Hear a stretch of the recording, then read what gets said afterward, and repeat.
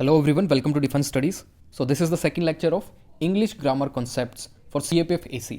पहले लेक्चर में हम ऑलरेडी बात कर चुके हैं कि क्वेश्चन टैग के कॉन्सेप्ट्स क्या हैं, कितने टाइप के क्वेश्चन टैग से आपके क्वेश्चन बन सकते हैं और प्रीवियस ईयर क्वेश्चन किस तरह से CAPF एग्जाम में पूछे जा चुके हैं on the basis of question tag topic. इस सेकंड लेक्चर में हम बात करने वाले हैं inversion of subject and verb. कितनी बार इस पर्टिकुलर टॉपिक से, इस कॉन्सेप्ट से आपसे CAPF एग्जाम में ग्रामर के अंदर पेपर 2 में कितनी बार क्वेश्चन पूछा जा चुका है वो भी हम एनालिसिस करेंगे, साथ ही उनका आपके साथ सॉल्यूशन भी देंगे। तीसरी बात मैं ये कहना चाहता हूँ कि आपको अगर पेपर 2 में अच्छे मार्क्स लेके आने हैं, आप CAPF में इस पर्टिकुलर ग्रामर पोर्शन को नेग्लेक्ट नहीं कर सकते, क्योंकि 25 मार्क्स का वेटेज है बहुत ज़्यादा, इक्वलेंट टू 2 ऐसे, 2 ऐसे के बराबर है कम से कम। अब अगर आप इसमें मोर देन 20 मार्क्स स्कोर कर लेते हो, जैसे कि एक ऐसे 20 मार्क्स का होता है, तो एवरेज मार्क्स जो कैंडिडेट को मिलते हैं वो 8 या 9 नंबर मिलते हैं एवरेज कैंडिडेट को। लेकिन टॉपर्स को, क्योंकि वो मेरिट लिस्ट में आते हैं, तो 10 से 12 मार्क्स उनको पर ऐसे मिल रहे हैं। तो 2 ऐसे का मैं देखूँ average more than 20 marks, 20 marks 2 ऐसे में आते हैं नॉर्मल कैंडिडेट के। अगर आप CAPF में अच्छे मार्क्स लेके आना चाहते हैं, अगर आपकी ऐसे राइटिंग वीक है, तो you can shift more focus on grammar. तो ग्रामर पे आप फोकस कर सकते हैं, वहाँ से भी आप मार्क्स लेके आ सकते हैं, प्रोवाइडेड आप हर एक कॉन्सेप्ट्स को थोरोली प्रिपेयर करें। तो यही हमारा क्या है, मेन मोटिव है, आपकी फाउंडेशन ब्रिक बाय ब्रिक, बहुत अच्छी फाउंडेशन हमें बनानी है, हर एक टॉपिक को गो थ्रू करना है, उसकी प्रैक्टिस करनी है, तभी आप ग्रामर में बहुत अच्छा स्कोर कर पाएंगे। एक और मेजर डिफरेंस जो है, जैसे CDS एग्जामिनेशन में जैसे और CAPF एग्जामिनेशन में, वहाँ पे आपको ऑब्जेक्टिव टाइप ऑफ क्वेश्चन मिलते हैं, लेकिन CAPF में आपको ऑब्जेक्टिव टाइप ऑफ नहीं मिलती है। सिंपली आपको एक स्टेटमेंट दी जाती है, you have to identify the error, उसमें आइडेंटिफाई करना एरर, ये एक मेजर चैलेंज है। तो आपको ऑब्जेक्टिव टाइप नहीं मिलेगा इसमें CAPF एग्जाम में। तो चलिए स्टार्ट करते हैं। कॉन्सेप्ट क्या है, inversion of subject and verb. Mainly क्या है, अगर आप यूजुअल ऑर्डर ऑफ सेंटेंस देखेंगे, किसी भी सेंटेंस में एक यूजुअल ऑर्डर होता है, जैसे नॉर्मल पोजीशन ऑफ वर्ड, सबसे पहले सब्जेक्ट आता है, फिर आता है वर्ब, उसके बाद ऑब्जेक्ट आता है। ये होगी हमारी नॉर्मल पोजीशंस की बात। लेकिन इन्वर्टेड फॉर्म ऑफ वर्ब में क्या है, आपके सब्जेक्ट से पहले ऑक्सिलरी वर्ब और एडवर्ब ये आते हैं। तो जब भी आप में सब्जेक्ट से पहले, मतलब सेंटेंस की स्टार्टिंग किसी भी एडवर्ब से हो और दूसरा एडवर्ब फ्रेज से हो, मैं बाद में रिपीट कर रहा हूँ, एडवर्ब एंड एडवर्ब फ्रेज। तो एडवर्ब फ्रेज का मतलब है number of words, not only 1 word, 2 word भी हो सकते हैं आपकी फ्रेज में बिफोर द सब्जेक्ट, तो वो आपकी एडवर्ब फ्रेज कहलाती है। तो उसमें आपको इन्वर्जन करना पड़ता है किसका, वर्ब का। तो उसमें सब्जेक्ट से पहले आपको ऑक्सिलरी वर्ब लिखनी पड़ती है, सिर्फ ये मीनिंग है इसका। तो ये करने से वो सेंटेंस इंटेरोगेटिव नहीं बनता, लास्ट में आपको इंटेरोगेटिव का साइन नहीं लगाना, ये आपको ध्यान रखना है। अगर गलती से भी आप इंटेरोगेटिव सोचकर लास्ट में क्वेश्चन मार्क लगा देते हैं, आपको मार्क्स नहीं मिलेंगे। तो चलिए स्टार्ट करते हैं। Study the following sentences. अब आप थोड़ा सा गो थ्रू कर लीजिए क्या होते हैं ये इन्वर्जन ऑफ सेंटेंस। जैसे स्कार्सली क्या है, एडवर्ब, उसके बाद हेड क्या है, ऑक्सिलरी वर्ब, आई क्या है, subject, there after main verb है स्टेप्ड आउट। तो ये पास्ट परफेक्ट टेंस इसमें यूज़ किया गया है। मेनली स्कार्सली जो एडवर्ब है वो आपकी सब्जेक्ट से पहले आई है। तो ये आप एनालाइज कर सकते हैं कि ये क्या है, आपका इन्वर्जन ऑफ वर्ब। तो दूसरा सेंटेंस है हार्डली, तीसरा है नो सूनर से स्टार्ट हो रहा है, चौथा है नेवर। तो ये जब चीज़ें जैसे ये नेगेटिव मीनिंग कन्वे करती हैं, नेगेटिव मीनिंग कन्वे करने के साथ ही एम्फोसिस करती हैं उस पर्टिकुलर एक्शन को। जैसे scarcely had I stepped out, कि मैंने घर से बाहर पैर रखा ही था, इतने में टेलीफोन बज गया। तो ये मैं आपको ट्रांसलेशन नहीं सिखाऊंगा, simply I will go on the structure of the sentence. तो ट्रांसलेशन से आप कभी भी इंग्लिश नहीं सीख सकते, आपको आइडेंटिफाई करना होगा स्ट्रक्चर क्या यूज़ किया गया उसमें। तो मैं आपको मेनली स्ट्रक्चर बताऊंगा। Hardly had I reach the station when the train departed, तो ये नेगेटिव मीनिंग कन्वे कर रहा है, दूसरा उस एक्शन को एम्फोसिस कर रहा है। तो यही इसका यूसेज है। जब भी आपको इन्वर्जन दिखेगा एक पर्टिकुलर सेंटेंस में, सबसे पहले जब आपको एडवर्ब मिलेगा सेंटेंस की स्टार्टिंग में, तो उसका मतलब है वो एम्फोसिस कर रहा है उस पर्टिकुलर एक्शन को। तो ये मतलब है। अब देखते हैं हम कुछ नॉर्मल ऑर्डर के सेंटेंसेस। जैसे I had scarcely stepped out when the telephone wrong. इसमें अगर देखें तो दोनों सेंटेंसेस में पास्ट परफेक्ट टेंस का यूज़ किया गया है, और इसमें एडवर्ब की जो पोजीशन है वो मेन वर्ब से पहले है। जैसे स्कार्सली की पोजीशन स्टेप्ड आउट से पहले है और हार्डली की पोजीशन रीच्ड से पहले है। तो रीच्ड मेन वर्ब है, उससे पहले हार्डली। तो क्या डिफरेंस हुआ ऊपर वाले और इस वाले में, नॉर्मल वर्ड्स ऑर्डर है इस सेंटेंस में। इसमें ज़्यादा एम्फोसिस नहीं किया गया, किस पे, एक्शन पे। मेनली उसमें क्या है, उसमें नेगेटिव मीनिंग कन्वे हो रहा है, जिसमें इन्वर्जन होता है, जिसमें एडवर्ब पहले सेंटेंस से पहले होती है, उसका नेगेटिव मीनिंग होता है। दूसरा उसमें मोर एम्फोसिस होता है on the action. Normal word order में आपको क्या होता है, उसका मीनिंग नेगेटिव नहीं होता, दूसरा उस पर ज़्यादा एम्फोसिस नहीं होता एक्शन पे, यही एक मेजर डिफरेंस है।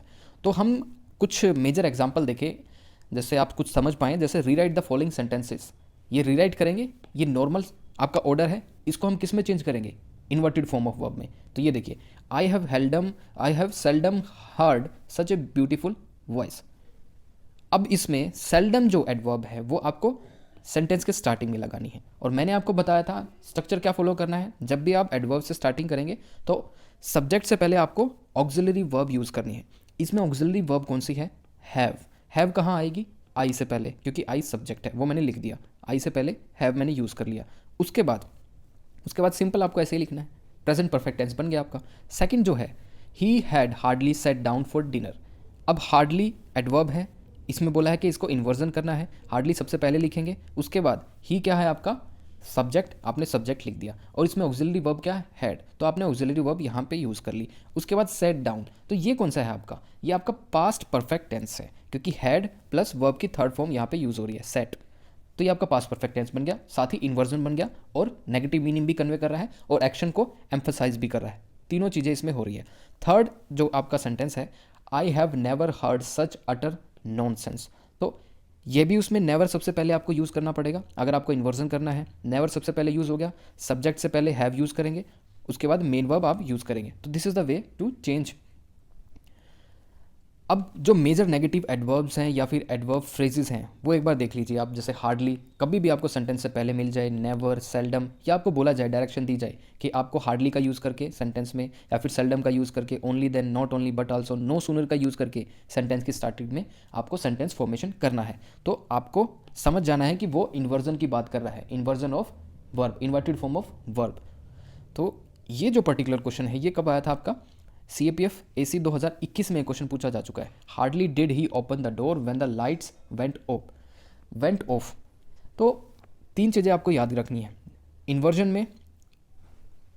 जैसे ऑलरेडी हार्डली पहले ही है, तो हार्डली पहले है, उसके बाद डिड हेल्पिंग वर्ब है, उसके बाद ही है, ओपन द डोर। ये सेंटेंस ठीक है, एक तरह से ठीक है, लेकिन एग्जामिनर ने इसमें करेक्शन मांगी है, तो आपके पास दो ऑप्शन है करेक्ट करने के। या तो आप इसको नॉर्मल सेंटेंस में चेंज कर सकते हैं, जो कि हमने देखा था कि इन्वर्टेड फॉर्म को हम चेंज करके नॉर्मल पोजीशन ऑफ वर्ड्स में चेंज कर सकते हैं। जैसे ये है ही हार्डली, जैसे हार्डली को हम कहाँ पे लिखेंगे, दोबारा मेन वर्ब से पहले, ओपन से पहले हमने लिख दिया, और डिड को हमने ड्रॉप कर दिया। ही hardly open the door when the light went of. या फिर आप इसको प्रेजेंट जो पास्ट इंडेफिनिट सेंटेंस है आपका, उसको आप किस में चेंज कर सकते हैं, पास्ट परफेक्ट टेंस में, जैसे कि मैंने किया है। हार्डली यही लिखा, उसके बाद डिड आपने ड्रॉप कर दिया क्योंकि ये इंडेफिनिट है, पास्ट इंडेफिनिट, उसकी जगह आपने कौन सी ऑक्सिलरी वर्ब यूज़ की, हैड से आपको मेन वर्ब क्या लिखनी पड़ेगी उसके कंपैरिजन में, ओपनड। तो ये एक तरीका है कि आप पास्ट परफेक्ट में भी इसको चेंज कर सकते हैं। नेक्स्ट क्वेश्चन जो आया था CAPF 2018 में, उसमें था as soon as he came he made objections. तो आपको डायरेक्शन दी गई थी रीराइट यूजिंग नो सूनर, तो नो सूनर का यूज़ करके आपको रीराइट करना था।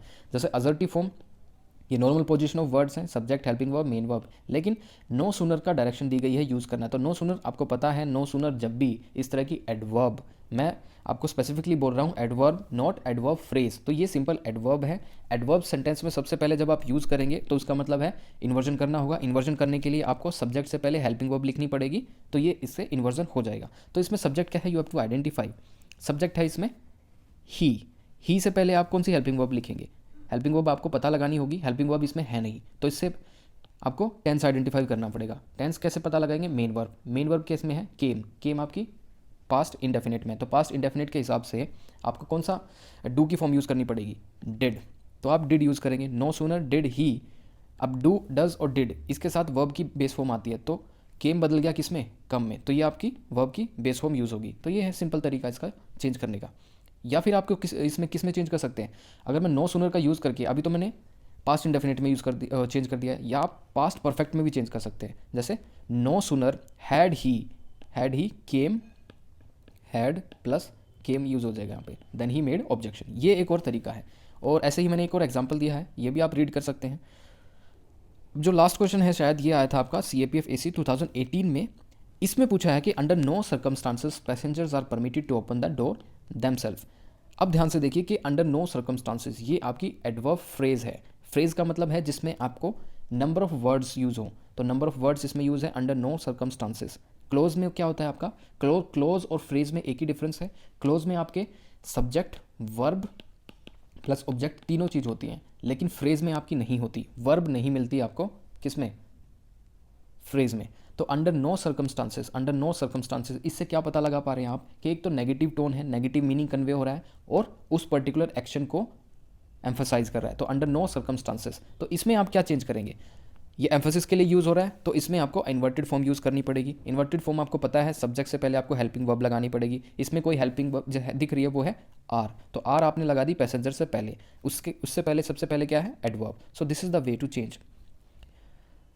ये क्वेश्चन आया था तो आपका CAPF 2015 में, इसमें पूछा गया था no sooner did the sun rise then the rain stopped, और आपको डायरेक्शन दी गई है कि एज सून एज आपको यूज़ करना है सेंटेंस में। तो अगर आप इसको ध्यान से देखेंगे तो ये sentence already in inverted form में है, जैसे नो सूनर से स्टार्टिंग हो रही है, तो आप ध्यान से देखिए नो सूनर एडवर्ब है, उससे पहले द सन आपका क्या है, उसके बाद द सन आपका सब्जेक्ट है, सब्जेक्ट से पहले आपको ऑक्सिलरी वर्ब दिखाई दे रही है और मेन वर्ब क्या है, राइज। तो ये इन्वर्टेड फॉर्म में है। तो एज सून एज जब आप यूज़ करेंगे तो इन्वर्टेड फॉर्म को आपको ड्रॉप करना होगा, क्योंकि नो सूनर एक एडवर्ब है जो नेगेटिव मीनिंग कन्वे कर रहा है, लेकिन एज सून एज एक कंजंक्शन है, एज सून एज एक कंजंक्शन है, तो आपको इसका स्ट्रक्चर बदलना पड़ेगा। तो एज सून एज आपका आपने यूज़ कर लिया, as soon as the sun rose the rain stopped. अब आप देखेंगे कि मैंने यहाँ पे रोज की यूज़ किया राइज की जगह, क्योंकि डिड पास्ट इंडेफिनिट टेंस है, और डिड के अकॉर्डिंग जो आपकी वर्ब है वो कैसे कौन सी रहती है, वर्ब की बेस फॉर्म रहती है। तो आपको रोज़ यूज़ करना पड़ेगा, क्योंकि टेंस इसमें यहाँ क्या था, पास्ट इंडेफिनिट। पास्ट इंडेफिनिट से आपको पता लग जाएगा कि राइज की फॉर्म पास्ट इंडेफिनिट, पास्ट में कौन सी होती है, रोज़। तो ये एक तरीका है, और ऐसे ही मैंने एक और आपको एग्जांपल दिया है। तो एक आप सिमिलैरिटी देखेंगे, जैसे इसमें तो no sooner already inverted form में है, लेकिन एक क्वेश्चन पहले पूछा था एज सून एज ये कंजंक्शन है, ये ऑलरेडी आपका सिंपल फॉर्म में था, लेकिन एग्जामिनर ने पूछा था नो सूनर का यूज़ करके आपको इन्वर्टेड में चेंज करना है। तो इसी तरह से यूपीएससी सेम क्वेश्चन को रीफ्रेज करके आपसे बार बार पूछ रहा है। ये लास्ट क्वेश्चन है, ये 2013 में आपसे पूछा गया था CAPF के अंडर। क्वेश्चन है as soon as the bell rang the train started. आपको डायरेक्शन दी गई है rewrite the sentence using no sooner. No sooner दोबारा से देखिए, ये कॉन्सेप्ट बार बार कितनी बार आपसे पूछा गया है। तो नो सूनर का यूज़ करके आपको लिखना है। दो तरीके हैं नो सूनर का यूज़ करके, या तो आप इसको पास्ट इंडेफिनिट में बना सकते हैं, और दूसरा आप पास्ट इंडेफिनिट में बना सकते हैं। दोनों में बनाइए, कोई प्रॉब्लम नहीं है। No sooner did the bell ring, तो नो सूनर आपको पता है ये एडवर्ब यूज़ हो रहा है, तो उससे द से पहले, द बेल से पहले सब्जेक्ट है, क्योंकि द बेल, उससे पहले आपको क्या यूज़ करना पड़ेगा, हेल्पिंग वर्ब। हेल्पिंग वर्ब कैसे आइडेंटिफाई करेंगे, क्योंकि रैंक जो है आपकी मेन वर्ब आपकी पास्ट इंडेफिनिट है। पास्ट इंडेफिनिट के अकॉर्डिंग आपकी जो हेल्पिंग वर्ब आएगी वो आएगी डिड, और डिड के हिसाब से जो आपकी मेन वर्ब यूज़ होगी वो वर्ब की बेस फॉर्म यूज़ होगी। तो इस तरह से आप चेंज कर सकते हैं, हो गया पास्ट इंडेफिनिट। अगर आप इसको पास्ट परफेक्ट में चेंज करना चाहते हैं तो no sooner had the bell, यहाँ पे लिखेंगे आप रंग। तो ये भी एक तरीका है आपका चेंज करने का। So we wind up here. ये एक और इंपॉर्टेंट टॉपिक था जो आपके CAPF एग्जाम में बार बार पूछा जा रहा है। नेक्स्ट टॉपिक जो हम डिस्कस करने वाले हैं वो है एक्टिव और पैसिव वॉइस। मोस्टली हर बार CAPF एग्जाम में उससे क्वेश्चन आ रहा है। So thank you for watching the video. अगर आपको इसकी PDF चाहिए तो you can go on this Telegram channel, यहाँ से आप इसको डाउनलोड कर सकते हैं।